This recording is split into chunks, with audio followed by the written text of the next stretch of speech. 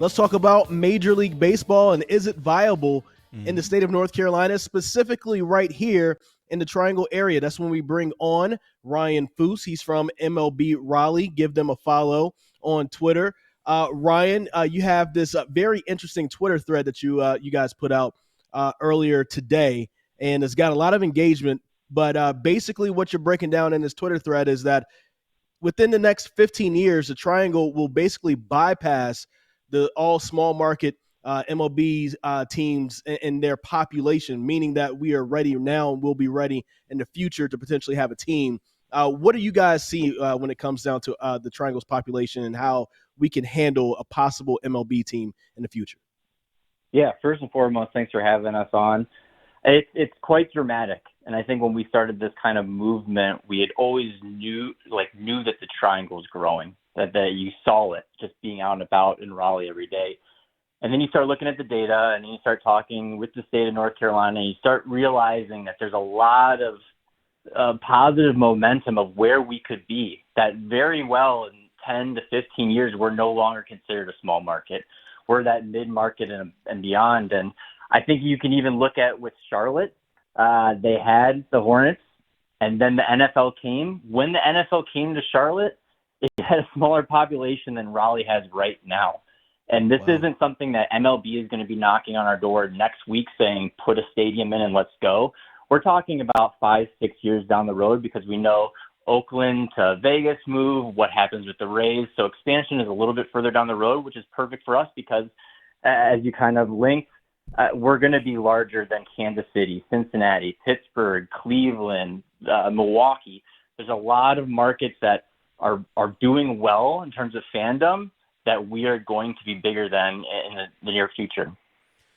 Ryse Foose, MLB Raleigh, joining us here on the Heister Automotive Group hotline alongside Chris Lea Dennis Cox here with you. Now, something that a lot of these cities that you have mentioned were obviously traditionally have had teams for decades upon decades.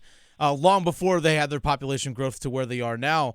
I understand that Raleigh's passing them, but one thing that pro sports teams need is the infrastructure in the sense of corporate sponsorships. It doesn't necessarily have to have a large population base, but it needs corporate dollars as well, and that's something that the Triangle area right now is lacking, as opposed to Charlotte that has the huge Fortune 500 banking industry. Yeah, and I think it's going to be involved. Apple's coming. Amazon listed as a finalist. We've been hearing rumors about some other big names that are coming to the Triangle shortly. And it's a big old money machine that is MLB. They just broke more revenue records year after year after year. Being the fact that we're the 23rd largest TV market, that will only go up. There's a lot of money coming from a lot of different places. And we've also been having conversations with people that are involved in ballparks and renovations and stadiums, and the suite level and all that is starting to shrink a little bit. They're starting to see dollars being spent elsewhere. And so, yes, is it a concern right now? But what does that mean for 5, 10, 15 years down the road when the team is actually here? Who is in the Triangle? And how can we become that regional partner that you might have a Lowe's or banking partners and everybody coming along with that MLB league-wide partners to really bolster that money side that it would be in Raleigh.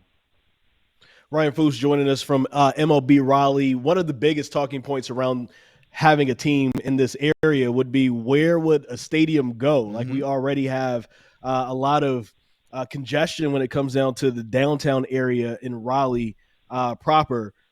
How would people get in? How would people get out? Are we talking about putting something out in Johnston County? Then would people travel to that?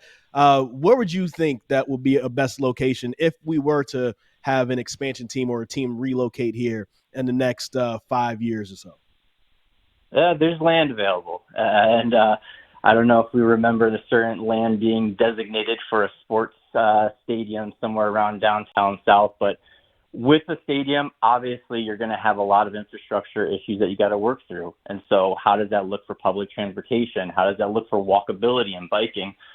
There's a lot of factors that are far ahead of our knowledge base, but they need to be figured out. And so I think what we're seeing is a trend in new ballparks and new stadiums of how do we take the congestion and spread it out a little bit? How can we make these avenues that are a little bit safer for people, but then also just not completely shutting down cities all game day. So there's land, and I think there's opportunity for Raleigh to have a close ballpark that people from downtown and the surrounding areas can enjoy.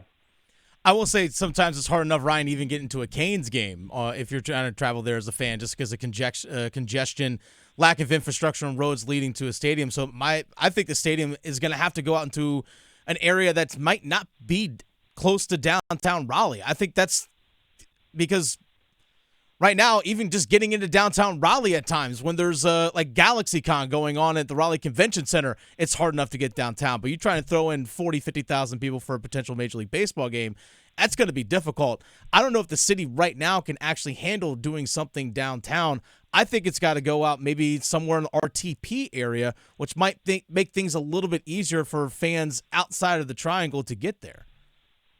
Yeah, I think there's options. And that's the beautiful thing about not just being a city of Raleigh, but being a true Triangle team, is that we would have options at a lot of different places. And again, there'd be a lot more studies and things done of how this happens and how this works. But I mean, whether it's you're in New York taking the Metro or Boston or LA, I think part of the the process of going to a sporting event is understanding that it's not going to be smooth sailing unless you're an Oakland A's fan, and then you can pretty much stroll right in. But other than that, there is some kind of acknowledgement that it won't be exactly perfect every single time. Ryse Foose joining us right here on the Heaster Automotive Group Hotline. I'm Chris Lea Dennis Cox, Graham Hill producing for us today. One of the stats that you guys put out today on your Twitter account talked about the Metro Statistical Area, the MSA, and you're saying that the our statistics here kind of get skewed a little bit because of our setup. You have the three different cities. Can you explain that a little bit and how maybe because we have that unique setup where you have three different cities that make up our populace, our area, how that has counted against us and how the MLB looks at their potential markets to expand to? Yeah, so in the shortest terms, MSA is the metro size. And years ago, it was divided that Durham and Chapel Hill were going to go to the north. We were going to stay with Cary, and that was kind of being the split. So when you look at Charlotte and when you look at a lot of these other metros, it's taking a piece of pretty much all that pie, where here it's a unique situation where you have this commuter belt. It's a spoke and wheel system. They're all connected, and yet they're separated in half. And so the problem is when you move up to a CSA, which is a combined statistical area where we would include Durham and Chapel Hill and others, then when you're making a huge land mass for other places. You might be looking at Vegas where it's 11,000 square miles that CSA now takes up. So it's a little bit confusing, but honestly, we feel as though the Triangle is a metro area. People would be coming from all parts of the Triangle for this team. And so when you look at that, you're all of a sudden looking at 2.2 million. You're pushing 3 million in the future of people that are in this commuter belt that just so happens to be divided in half from a few decades ago. Ryan, my final question for you is this. How can Major League Baseball right now help folks and fans in the Triangle in terms of just being able to watch games? We make that joke fairly often that we're a movement to get Major League Baseball. We're also a movement to end blackouts. And I think it's going to be a really interesting situation in the near future. You saw it with San Diego Padres breaking away, starting their own thing, and now expanding out the amount of people that can take in Padres games. We hope that's the same way. We got the Braves, we got the Nats, we got the Orioles. Whom is going to take it over? If not, can we do a paid watch situation through MLB.com that we can ensure that we can watch all these games? But I think it's something that Major League Baseball is going to have to think about and is thinking about. And I wouldn't be surprised as Bally and others kind of fade and mush to a more localized TV station that more people are going to be able to watch soon. Ryan, my final question for you, just basically how will a team be able to get here? If you just look in the future, of course, we mentioned the Rays. There's a chance that they may potentially have to move. Is Raleigh a viable destination for a relocation? Or does it have to be an expansion team. We also hear about Nashville and why Nashville is going to be attractive for the MLB, but their taxpayers just approved for a huge new stadium for the Titans. Will they be tapped out in the next couple years to try to also do a Major League Baseball stadium? What is the best possible outcome? How this actually happens? How do we actually get Major League Baseball to Raleigh?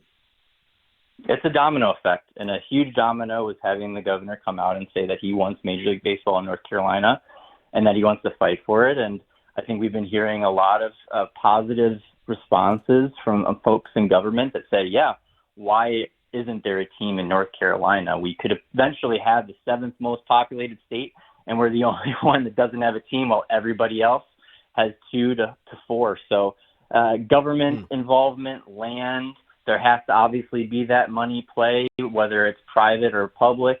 And just like you mentioned, Nashville putting in $2 billion in the last 5 years for sports specifically is a huge, huge hurdle that I don't think people realize of. You can only tax people so many times for a single entity before it kind of wears out its welcome. So I think we have an advantage in all those areas, and we're just really excited that in the coming months to slowly kind of showcase what's been going on behind the scenes and allow folks into our world of why we think not only North Carolina should have a team, but it should be in the capital.